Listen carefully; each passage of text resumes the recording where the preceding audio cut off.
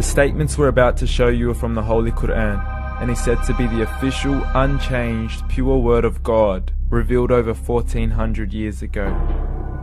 Claiming to be the word of God is a heavy statement, and without proof, or if a single contradiction is found within the book, the apparent word of God will be proven false. So without further ado, let's put the book to the test. In the 23rd chapter, titled The Believers, from the 12th to the 14th verses, God is said to give a detailed description of how the human being is formed. It begins by saying, "We then placed him as a sperm drop in a place of settlement, firmly fixed. Then we made the drop into a alaqa." We will translate this word very soon. "And then we changed the alaqa into a lump.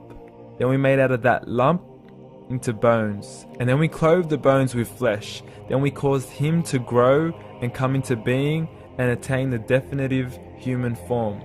In the 21st century, we can now safely say that this verse is clearly describing the process of human development in correct chronological order. However, what we should be paying attention to in particular is the second stage, referring to the development of the embryo. The specific word used to describe the embryo in this verse is the word alaqa.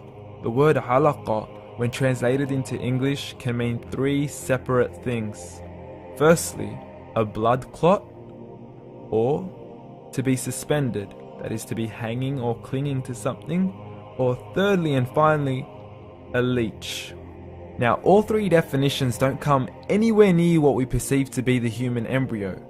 So, why are these words used, and what significance do they share with the human embryo?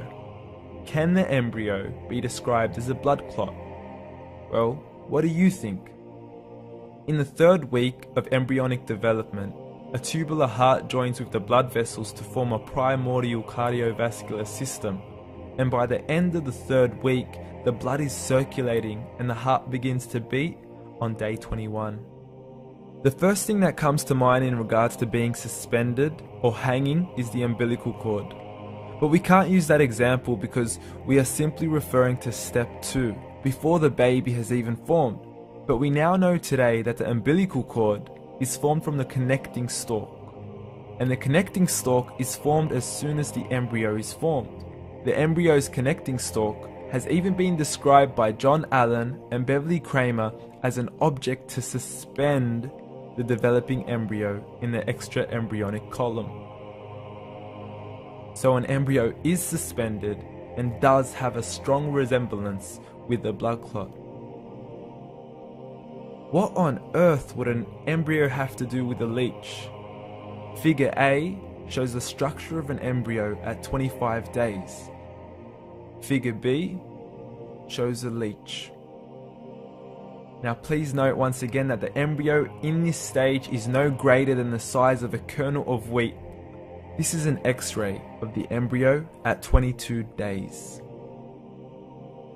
This is the internal structure of a leech. It's mind-blowing stuff, but you still haven't seen anything yet. This is the head of the embryo at 22 days.